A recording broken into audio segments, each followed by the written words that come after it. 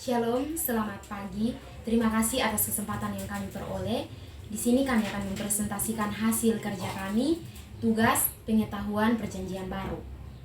Sebelumnya, perkenalkan nama saya Bunili Rafelindia Tauho, NIM 1.01.2022.0106. Dan saya Miguel Kamnani, NIM 1.01.2022.0098. Perkenalkan, nama saya Dina Taniu, NIM 1.01.2022.0078. Yang pertama, saya akan menjelaskan tentang keadaan budaya. Kekuasaan Alexander Agung berakhir, tetapi proses Helenisasi tetap bertahan. Ia mendirikan kota bergaya Yunani. Di pusat kota didirikan pasar kuil, lapangan olahraga, teater, dan bangunan pemerintah.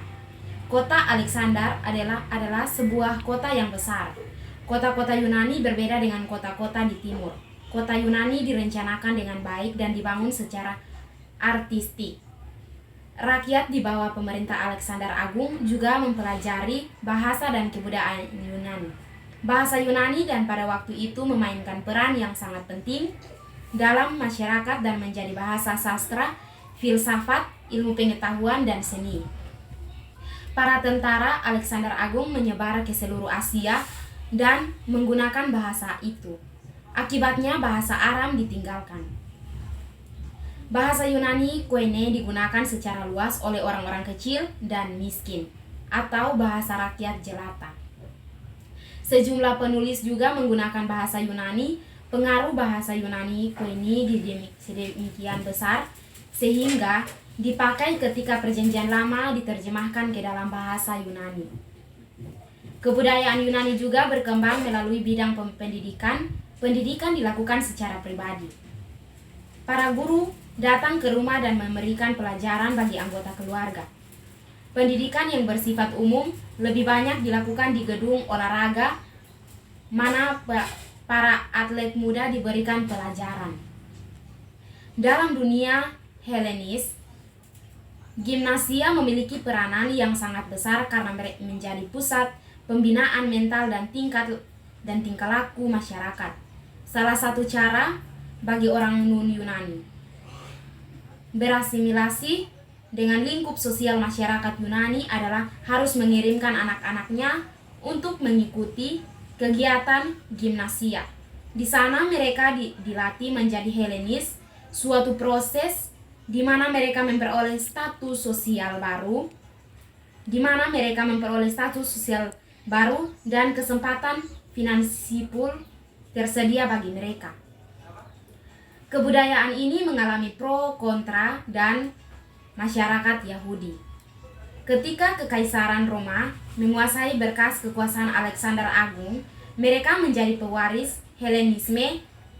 Memang Roma mengalahkan Yunani, tetapi kebudayaan Yunani justru berkembang di Roma. Bahasa Latin terdesak oleh bahasa Yunani.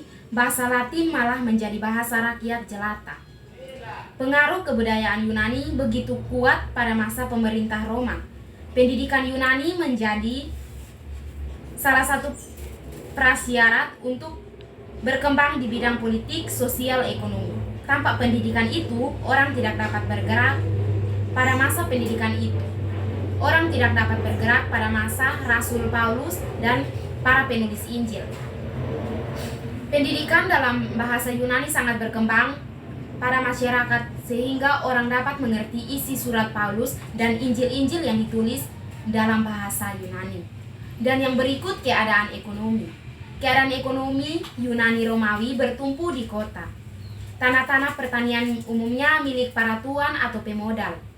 Selain menjadi pejabat, mereka juga memiliki tanah pertanian yang luas di desa. Keadaan tersebut juga sama di Palestina. Kebutuhan keuangan para penguasa memaksa rakyat untuk membayar pajak yang tinggi, sehingga membaratkan rakyat. Tanah pertanian kurang dirawat dan baik. Pada umumnya rakyat sangat miskin. Demi mempertahankan hidup mereka menjual tanah kepada para modal. Kelompok yang menikmati kehidupan adalah kelas atas yang memiliki kuasa dan modal. Dalam mengurus tanah pejabat di kota, para budak memiliki peranan penting yang menjalankan roda perekonomian, terutama bidang perdagangan dan pertanian. Perdagangan atas daerah menggunakan jalan dan alat pengangkut seperti kapal. Dibutuhkan juga sistem keuangan, dan walaupun setiap daerah atau kota mencetak uang sendiri, tetapi di seluruh daerah kekuasaan Roma berlaku mata uang denarius yang dicetak oleh pemerintah pusat. Mata uang ini selain dipakai sebagai alat tukar yang sah, dalam perdagangan juga digunakan sebagai alat propaganda. Pada masa Yesus, pekerjaan utama masyarakat Palestina adalah petani, nelayan tradisional, tukang bangunan, buruh, dan sebagainya. Banyak penduduk sesudah terjamin hidupnya dengan mengolah sebidang tanah yang dikerjakan oleh anggota keluarga. Ada juga pegawai pemerintah seperti pegawai administrasi dan pemungut pajak kelompok yang disebut terakhir ini sangat dibenci oleh orang Yahudi karena mereka bekerja untuk menjadi pemerintah dan mengisap kehidupan masyarakat. Demikian dari saya. Ya baik, saya akan melanjutkan materi yang kedua tentang keadaan sosial kemasyarakatan. Masyarakat di Yunani Romawi terdiri dari beberapa kelas sosial. Satu, ada para pejabat dan para tua tanah serta pengusaha besar. Mereka tidak hanya mempunyai kekuasaan tetapi juga memiliki modal dan kekayaan. Kelompok ini sangat tertutup dan merupakan golongan aristokrat. Mereka sangat menikmati kemewahan. Yang kedua, orang-orang merdeka yang memiliki kewarganegaraan penuh. Level pekerjaan mereka adalah pegawai pemerintah, tukang pengusaha kecil, dan sedikit petani. Kadang kelompok ini jatuh miskin karena tekanan ekonomi yang berat, sehingga mereka menjadi budak dan kehidupan mereka sangat bergantung pada tuan mereka. Kehidupan yang ketiga, kelompok bekas para budak. Kelompok ini berdiri kemerdekaan dari majikannya atau membeli kemerdekaannya sendiri. Yang keempat, budak mereka diperdagangkan secara resmi, dipasarkan layaknya barang dagang. Mereka menjadi budak karena berbagai alasan atas yang dilahirkan sebagai anak budaya. Ada pula yang karena menjadi tawanan perang. Ada yang menjual diri sendiri karena tidak mampu membayar utang. Yang kelima, ada juga pembedaan antara masyarakat yang berpendidikan Yunani dan yang tidak. Kelompok yang tidak berpendidikan Yunani ini disebut berbagai bidak tidak beradab dan dianggap rendah statusnya. Jadi dalam masyarakat Yunani ada pembelaan kelas yang tajam. Dalam masyarakat Yunani sendiri ada pembagian kelas sosial juga. Di antaranya yang pertama, para pengawasan tuan-tuan tanah. Mereka adalah orang yang berkuasa dan mempunyai banyak kekayaan. Mereka suka hidup mewah. Yang kedua, orang yang merdeka atau pegawai petani, pedagang, tukang bangunan, dan sebagainya. Yang ketiga, budak mereka biasanya menggantungkan diri pada tuannya dengan melakukan pekerjaan keras. Yang keempat, ada pula kelompok yang terpinggirkan atau disingkirkan dari pergaulan masyarakat karena alasan keagamaan. Kelompok ini terdiri dari PSK dan pemungut cukai, orang miskin atau pengemis, pengidap penyakit kusta, dan lain-lain. Terima kasih. Dan yang berikut keadaan transportasi perjalanan laut. Ada banyak perubahan yang baik biasanya di perjalanan melalui laut aman. Perjalanan melalui laut dan sungai lebih murah daripada perjalanan darat, sehingga perjalanan melalui laut menjadi yang terpenting dalam perdagangan. Yang baik lagi yaitu darat. Sistem jalan yang dibuat oleh Kerajaan Roma sangat baik. Jalan-jalan berhubungan dengan pulau-pulauan, dengan desa-desa di pendalaman jalan-jalan yang dibuat oleh Kerajaan Roma yang kuat. Biasanya luas jalan 1 sampai 2 meter. Dan jalan itu dibuat 4 sampai 5 lapisan batu. Utusan-utusan Injil pada abad pertama sesudah Masehi.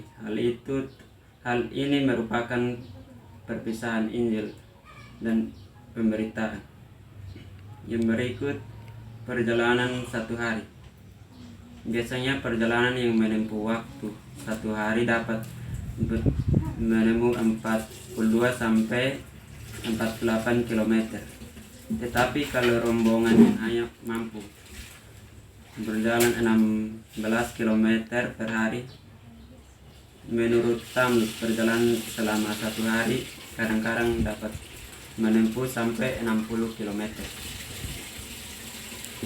Berikut perjalanan pada hari Sabat. Perjalanan pada hari Sabat yang dapat menempuh 2000 hasta atau kira-kira 1 km. Kemudian yang terakhir tumpangan penginapan. Tumpangan dan kerahmatan sangat penting dalam kebudayaan orang Yahudi. Kota Betania dan Betfage atau dekat Yerusalem terkenal dengan kerahmatan kepada orang-orang yang sedang dalam perjalanan ke Yerusalem untuk sehari-harinya. Di jalan perdesaan biasanya tersedia kamar-kamar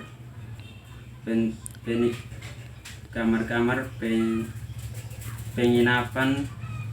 Kamar-kamar itu dapat dilengkapi dengan perkakas, tetapi ada halaman di bintang-bintang atau kedelai kuda dan di rumah pribadi biasanya gorden digantung di depan pintu masuk ke rumah itu. Gorden itu memberi tanda kepada tamu-tamu bahwa masih ada kamar kosong, meja disediakan, dan makan di depan rumah. Itu menandai bahwa masih ada makanan tersedia untuk tamu-tamu. Sekian dari kami, terima kasih.